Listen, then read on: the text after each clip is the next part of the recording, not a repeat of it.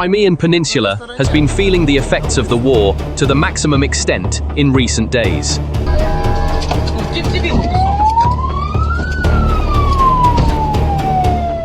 There is an attack in the region every day.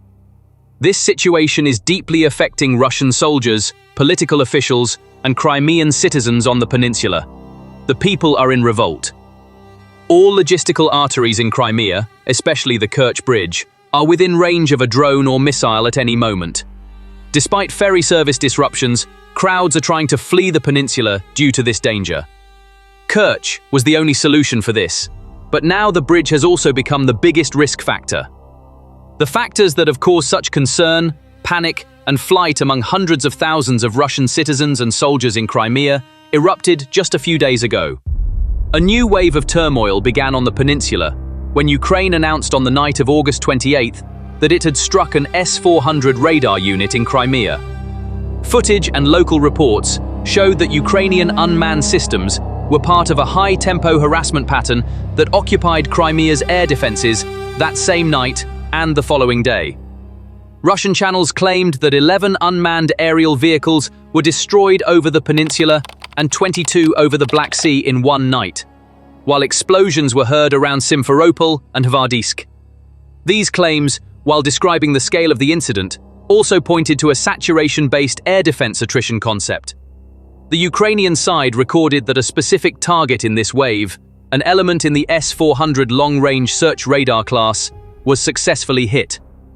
The focus of the attack showed that the components providing the first-look capability in Crimea's air defense picture were at risk. The sirens that continued throughout the night and the echoing sounds of explosions confirmed that Crimea is no longer a rear area for Russia, but lives within a permanent threat window. This picture is consistent with the approach observed repeatedly in recent months. Engage the air defense, find the vulnerability, and make a selective strike. The pace on the ground is producing both physical damage and a psychological impact that weighs on decision-making cycles in Crimea. Crimea's civilian and military infrastructure is forced to readjust to this pace every night. Meanwhile, the element driving the population into panic in Crimea is the feeling of vulnerability. This is because the class of the target hit by Ukraine points to a critical gap in the S-400 architecture. As announced by Ukrainian military intelligence, the system that was hit was one of the legs of the long-range search radar capability in Crimea, which is part of the 91N6E family. The deactivation of this radar affects not only a single battery, but also the performance of the early warning and engagement chain in that sector. The long-range search layer is the first step that provides targets to tracking and engagement radars. When this step weakens, response times in Crimea's air picture increase, and the possibility of missed targets in saturation attacks rises. Ukraine is occupying the scene with numerous UAVs to exploit this gap, even if only temporarily, interspersing selective strikes and attempting to wear down defensive pockets. Assessments from the field indicate that the attack on the S-400 was planned with this logic in mind. Layered systems like the S-400 attempt to compensate for radar losses with other nodes, but geographical and range limitations create new vulnerabilities. Crimea's air defense deployment, squeezed into a narrow area, makes every loss more visible. This visibility facilitates second and third targeting in subsequent windows. This is a frightening situation for Crimean citizens and Russian military and political officials on the peninsula. Another aspect of the panic in Crimea was the perception pressure created by the intensity of the attacks. Local reports of explosions heard along the Simferopol and Hvardiiske axis led to discussions on social media about how many UAVs were shot down and how many targets were hit. The emphasis by Russian sources on the destruction of UAVs can be interpreted as an attempt by the defense side to control the narrative of the incident. However, the technical reality is that more personnel and sensors are entering a high alert cycle every night. This cycle causes fatigue and can reduce the quality of response in subsequent nights. Although the Crimean people are now accustomed to midnight attacks, such situations on the peninsula are becoming unbearable. Meanwhile, Crimea's problems are not limited to this. The Russian Navy on the peninsula is also under threat. A few days ago, confirmations were shared that Russian naval assets around Crimea had also been targeted.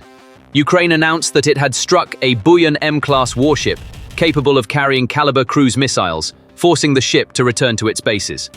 Striking Kalibr platforms narrows the window of maritime-based threats to coastal cities and rear area nodes. As Russian naval assets are constantly tracked by UAVs and naval UAVs, they lose their maneuvering space. This trend has progressed in line with the Black Sea Fleet's gradual withdrawal to more eastern ports, starting in 2023. Remaining in Crimean waters now means not only ammunition and fuel, but also the risk of unexpected contact.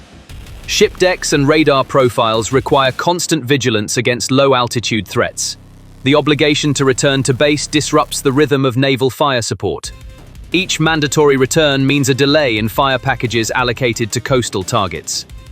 These delays directly impact planning on the land front. This situation creates a wave of fear that extends from the Russian Navy in Crimea to the peninsula's residents. To understand the stress and tension in Crimea, the pressure on the logistical lines must not be overlooked. This pressure has once again exposed Crimea's fragile arteries. Attacks on fuel trains and associated railway transformer stations have disrupted the rhythm of shipments. The momentary interruption of fuel flow via rail places excessive strain on buffer stocks in depots. Fuel is a decisive factor in the daily mathematics of artillery and armored movement. When the substation is out of commission, not only is a line disrupted, but the entire environmental infrastructure cycle is disrupted. Repair crews must work under security, which creates a new target area. Even short delays have measurable effects on the intensity of fire and mobility at the front. The waves targeting Ukraine's railways produce not only material losses, but also erosion in planning confidence. This erosion reduces risk appetite in the following weeks. The fragility of the single arteries leading to Crimea becomes visible again. Moscow, in response to such adversities, has moved to restrict information sharing and reduce internal image flow. The local administration appointed by Russia announced that it had increased information blackout measures in Crimea and prohibited open sharing of information about the consequences of the attacks. The rationale was to limit the circulation of content that could aid rival targeting. Such measures may limit the risk of targeting at the tactical level, but increase the sense of insecurity in civilian areas. When nighttime alarm cycles combine with information blackouts, rumors and uncertainty increase. Uncertainty creates a constant rise in the risk perception of the civilian population in Crimea. This erodes the appetite for reservations in sectors such as vacation, yacht tourism, and accommodation. Businesses operating along the coastline recalculate their costs due to nighttime restrictions and interruptions. Customer numbers fluctuate, insurance costs and cash flow problems become apparent. The peninsula's economy, based on the assumption of a hinterland, collapses in this way. Currently, the civilian situation on the peninsula has been forced to accept a new normal along with nighttime attacks. Power outages, communication measures, and transportation restrictions required replanning during the day. Fluctuations in fuel supply affected road transport and food logistics. Even at the peak of the tourist season, occupancy rates at facilities fluctuated.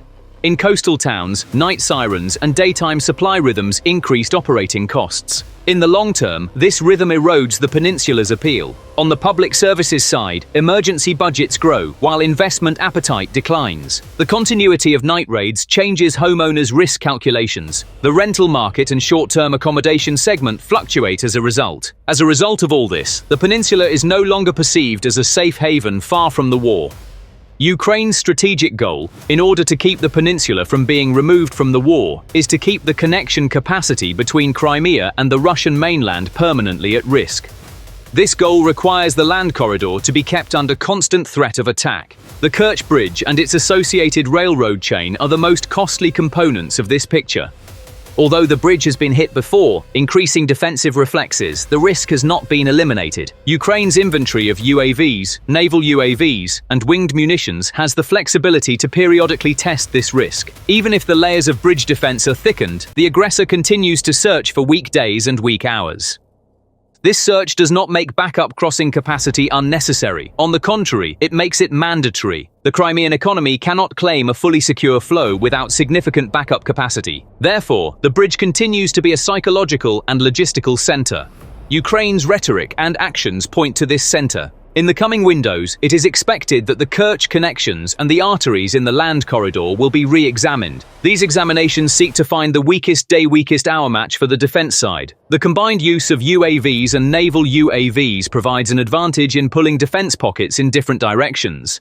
Decoy targets and blackout tactics engage radar and optical systems. This engagement opens a window to load onto a selected target in a short time. Ukraine weakens the defense's predictive power by rotating its target sets. Meanwhile, intermittent pressure on logistics lines forces constant revision of resupply plans. Revisions make stockpiling and inventory decisions costly. The cost of transporting goods and fuel to Crimea increases. As costs rise, the long-term calculation of holding the peninsula becomes more difficult.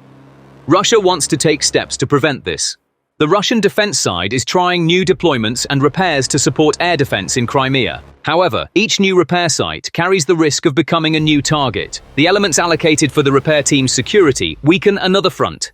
This competition for resources is inevitable in a broad front war. Ukraine's advantage is engaging high-cost defenses with low-cost platforms. The radar and missile stocks of S-400 class systems are not cheap. Saturation attacks accelerate the cycle of these stocks. An accelerated cycle means increased load in the ammunition maintenance replacement triangle. This load may force savings in other front segments. Crimea is therefore becoming an expensive defense front.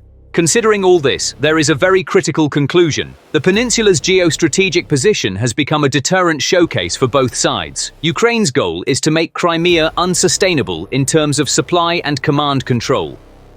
Russia's goal is to keep the peninsula militarily viable through its unbreakable bond rhetoric. These two objectives clash at night. So what does Crimea mean in terms of achieving peace? For a US leader rushing to secure a peace agreement, Crimea could be a major obstacle. Trump believes Ukraine has little chance of regaining Crimea in the near future and that it is effectively under Russian control. However, this is far from legally recognizing Crimea. Zelensky points to the 2018 Crimea Declaration by Trump's then Secretary of State, Mike Pompeo. What Zelensky implies is that Trump supported Ukraine on Crimea at the time and should do the same now. If the US legally approves an internationally unrecognized land grab, this could have negative implications in terms of international law and UN Charter principles. Currently, the Ukrainian leader also agrees that attacks on Crimea would be futile in such a scenario. In other words, if the Crimean peninsula remains under Russian control, it appears that the Ukrainian army's attacks on Russian military presence on the peninsula since the beginning of the war would be meaningless. The Ukrainian side is constantly keeping up the pressure in Crimea to prevent this. Partisan groups are also supporting Ukraine in this regard. In particular, the fact that the partisans obtain data on the Russian military echelon and settlements in Crimea and share this data with Kyiv makes the task much easier. This allows the Ukrainian army to strike Russian military targets on the peninsula every day. However, drone and missile attacks will inevitably come to an end. The situation on the peninsula cannot continue indefinitely. This indicates that a peace process in Crimea is now imperative. Russian President Vladimir Putin is somewhat stubborn on this issue. Putin does not seem likely to give up the 4 regions and Crimea. Ukrainian leader Zelensky, on the other hand, argues that the war began in Crimea and will end on the peninsula. So what does the future hold for Crimea? If Putin relents and hands over the peninsula to Ukrainian control, peace could be easily achieved. The people of Crimea may no longer wake up in the middle of the night in a panic. There may be no more power or water outages. In other words, life on the peninsula could return to normal. But if Putin does not give in, the scene in Crimea could be witnessing a drone attack every day. Ultimately, we could see Putin's pride and joy, the 19-kilometer Kerch Bridge, being hit again. In this case, Crimea may face only destruction, helplessness, and an irreversible process. Establishing peace on the peninsula is important not only for Ukraine and Russia, but also for countries bordering the Black Sea. This is because activities such as maritime trade and tourism can be carried out with greater security. We will see how peace in Crimea will be achieved in the coming period. Will drone and missile attacks bring a ceasefire, or will Putin accept the idea that the peninsula belongs to Ukraine? This is a very difficult question to answer. Please don't forget to share your thoughts and comments on this topic below the video. Thank you for watching.